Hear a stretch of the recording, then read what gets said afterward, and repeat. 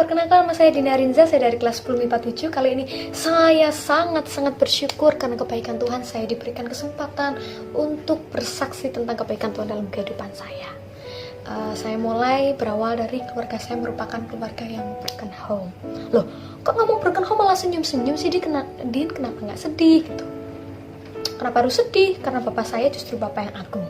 Bapak saya sungguh bapak yang luar biasa di dalam surga, Tuhan Yesus. Saya sungguh bersuka cita kali ini dapat menyaksikan cinta kasih Tuhan kepada saudara-saudara. Dimulai dari keluarga saya adalah keluarga yang broken home, dan saya ikut mama saya. Tetapi mama saya adalah mama yang hebat sehingga tidak bisa menjaga kami karena beliau harus kerja keluar kota yang mengharuskan tidak bisa tinggal bersama kami, sehingga saya tinggal dengan eyang. Pada waktu itu ketika saya masih kecil, broken home sampai saya SMP kelas 6, saya belum merasakan apa itu dampak dari broken home.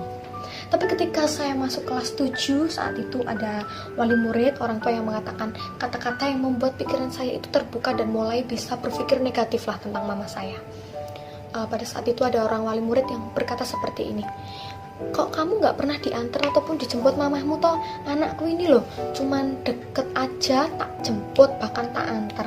Pada saat itu pikiran saya dibukakan, oh iya ya, kok kayaknya aku gak pernah ya diperhatiin mama, gak pernah diambilin raportnya, doa ujian gak datang, gak pernah dianterin sekolah gitu. Pikiran saya mulai negatif, dan mulai sejak saat itu saya mulai kisruh dengan mama, saya mulai sering bentrok dengan mama. Dan saya berpikiran pokoknya aku harus berusaha supaya mamaku nggak kayak gini, karena adikku masih 2. Aku berharap mereka jangan sampai merasakan apa yang seperti saya rasakan gitu. Tapi kayaknya berjuang secara manusiawi itu bikin capek, bikin semakin gak ada solusi, malah semakin berantem, jundet, pusing. Oke, saya memutuskan untuk tersungkur di bawah kaki Tuhan. Saya berdoa, saya meminta pertolongan Tuhan. Saya minta, Tuhan tunjukkan jalanmu supaya saya bisa seperti anak-anak yang lain. Saya pengen diperhatikan, saya nggak pengen Tuhan sampai omongan saya jelek. Saya tuh nggak pengen cuma dicukupi dalam segi keuangan, tapi saya pengen memiliki kerinduan untuk bisa bergabung dengan mama saya, untuk bisa saling mengasihi kayak anak-anak yang lain, bisa curhat sama mamahnya, bisa deket sama mamahnya gitu. Begitupun dengan adik-adik saya juga rindu mereka bisa diperhatikan dengan mama saya. Saya berdoa karena pada waktu itu tema gereja kami juga luar biasa. Temanya adalah The Great Miracle. Kami percaya pasti mukjizat terbesar juga terjadi dalam kehidupan kami. Tapi ternyata Tuhan baik. Meskipun Tuhan belum mengizinkan, tetapi cara Tuhan itu sangat luar biasa. Tapi Tuhan itu tidak langsung bleng gitu. Tuhan itu bertahap, karena memang sungguh-sungguh Tuhan mau memulihkan kehidupan keluarga kami. Ya. Jadi Tuhan itu bertahap. Jadi sangat-sangat memproses kami.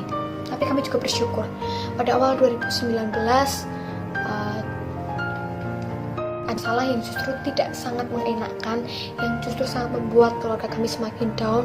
Padahal saya masih bergumul loh itu tentang apa? Tentang supaya mama saya dapat berubah dan bisa memberi kasih sayang kepada kami anak-anaknya. Ternyata itu belum selesai. Tuhan sudah hadirkan masalah yang lebih besar. Tuhan sudah izinkan masalah yang lebih besar. Pada waktu itu bisnis mama saya sangat down, dan mama saya harus bukan terpaksa sih, tapi mengharuskan mama saya jadi berurusan dengan polisi seperti itu. Dan waktu itu saya sangat down karena berita sudah di mana-mana, yang pasti kan malu itu. Dan kembali lagi, secara manusiawi itu wes rasanya Tuhan, wes mau harus kuat gitu. Cuman bisa nangis setiap hari, cuman bisa menyesali setiap hari, cuman bisa kangen mama, gimana, ngerengek-ngerengek seperti itu. Tapi kemudian kami juga disadarkan untuk apa?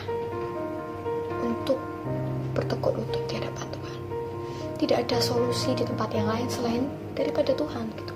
Ada suara yang juga mengingatkan bahwa kamu harus lebih melekat dengan Tuhan.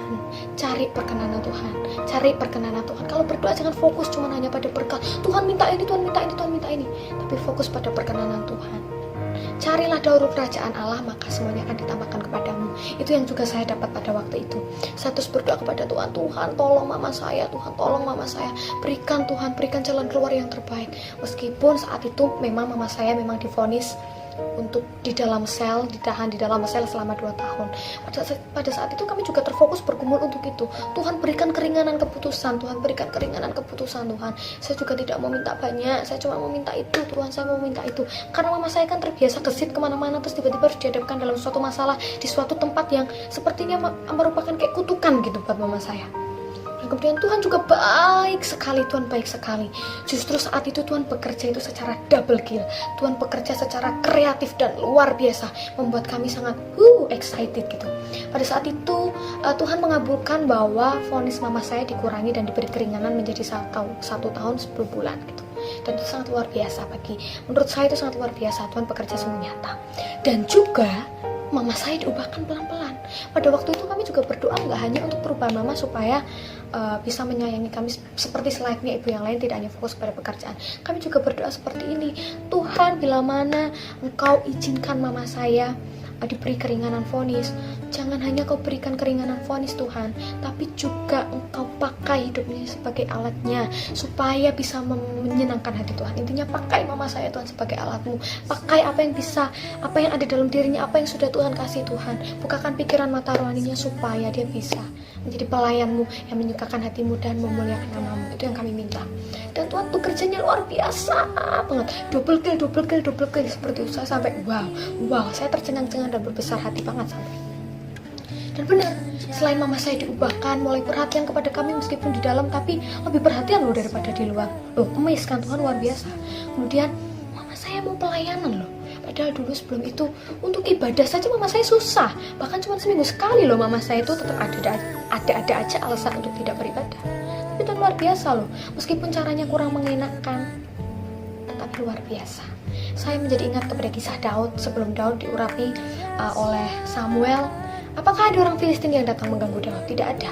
Tapi ketika Daud diurapi, justru ada masalah yang datang. Orang Filistin datang, itu yang saya yakini. Tetapi endingnya apa? Daud yang menang. Karena Filistin itu datang bukan sebagai ending, melainkan hanya sebagai transit area. Dan kita yakini ketika masalah besar datang, intinya Tuhan akan membawa kita kepada perkara juga yang lebih besar. Itu yang saya yakini. Ketika tsunami mau datang, itu tidak langsung gelombang yang besar, saudara, teman-teman, tapi menunggu penyurutan air dulu, air ya. Setelah itu baru datang gelombang yang luar biasa. Dan itu juga saya imani Tuhan, pasti dalam keluarga saya akan terjadi Tuhan tsunami pertobatan, tsunami pemulihan, tsunami segala tsunami lah kami doakan, intinya tsunami berkat seperti hal itu. Dan sungguh luar biasa. Memang benar Tuhan itu janjinya sungguh luar biasa. Ketika kita mau dekat dengan Tuhan, ketika kita mau terus bertahan meskipun banyak godaan yang datang, Tuhan itu akan bekerja luar biasa loh dalam hidup kita. Dan tahun ini saya mendapatkan rema bahwa tahun ini adalah tahun kemuliaan. Ini saatnya untuk kita bangkit. Yesaya 60 ayat 1, bangkit dan jadi teranglah karena terang Tuhan sudah datang. Imani bahwa meskipun keadaan seperti ini, kita harus tetap bangkit. Bangkit dari apa? Dari masalah kita. Bangkit dari apa? Dari segala pergumulan yang kita alami. Dan terus menjadi berkat bagi orang-orang lain. Ketika kita mau bergerak, ketika kita mau dipakai Tuhan, ketika kita mau sungguh-sungguh kepada Tuhan, Tuhan akan sungguh-sungguh kepada kita. Terima kasih, semoga kesaksian saya ini bisa memberkati dan bisa memberi motivasi kepada teman-teman semua. Kiranya Tuhan Yesus terus menyertai kehidupan saudara, terus menyertai segala aspek dalam kehidupan saudara. Terima kasih, Tuhan Yesus memberkati.